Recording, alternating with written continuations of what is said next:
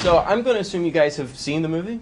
Yeah. Yes. Complete? Yeah. Yeah. Anything like from shooting, anything like you thought it would be? Better. I mean, it is similar to what I thought it was going to be like, but it's miles beyond. Yeah, I couldn't conceive of the robots and the transformations and how real they look.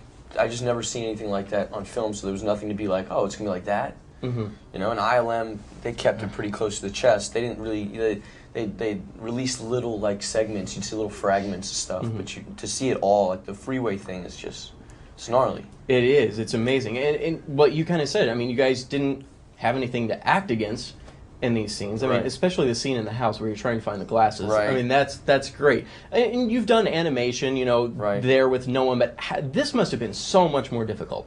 Yeah, it's not crazy, you know, it's not the Elephant Man. It's just trying to figure out positioning, you know, and where they are, and there's all that, you know, running in, running out, running in, running out. So it's like you know, you rehearse it.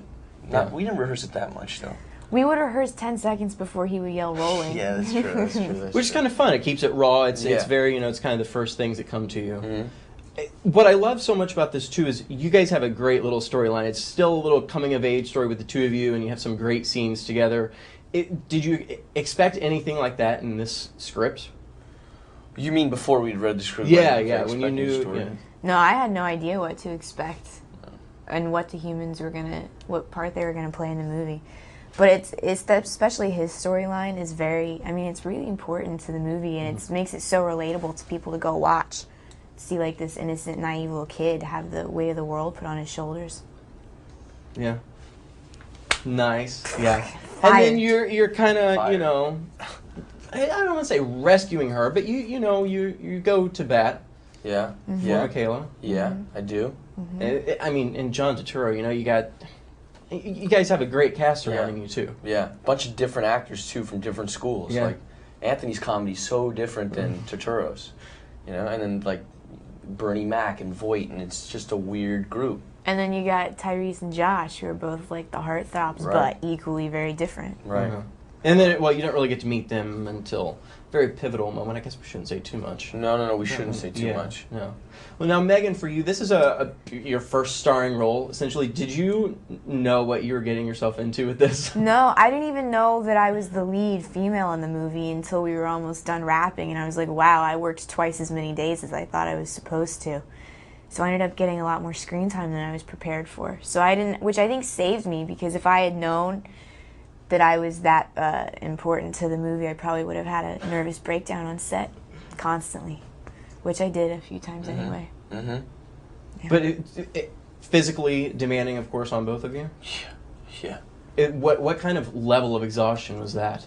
Dude, I don't even know how to describe the kind of level of exhaustion. Because you had just come off of Disturbia. I think you told me 2 days. 2 days. I had 2 days off. But it's not even that. It wasn't like the elongated filming. I was fresh when I came to set. I was ready to go. And then, you know, it's just the repetition of the explosions start losing their effect. You become jaded. When you're jaded to like a car flipping over your head, and you're tired because you've just done like a 28-hour day, and you've had 3 hours off, and you're back on set running through a minefield, weird things go through your head, you know? It was a wild shoot. We did it in 80 days. Pirates did it in 240. That's amazing. And we have more action. So it was a fast shoot, and Bay's doing 80 setups a day. It was fast. Well, it doesn't show that, you know, that the quality of the movie doesn't make it look like it took any less time. I mean, it's absolutely amazing. The audience we watched it with, they were just you know, smiling, cheering the entire time. And that's fans of Transformers yourself, right? Yeah. So, sign me up. Exactly. Now, your favorite character I've read is conveniently the one that you're pitted up against. Bumblebee, Optimus, of course, you have to, but Bumblebee, Bumblebee's a big one for me. And things kind of evolve in this movie. Things aren't exactly, you know, how they were in the 80s, the look of the Transformers. You don't think people will be put off by that they're not, you know, too tradition? If people don't enjoy this movie, you should just stop watching movies. Yeah. I just don't understand how you can hate on this movie. You've never seen anything like it. It's a spectacle. I mean, I've heard, like, and I don't want to start naming names, but I've heard other actors in other flicks that have just come out, this is a thrill ride. This is super exciting, you know, and try to sell their movie. I'm just saying, you've never seen an action movie like this, ever. I've never seen anything like it.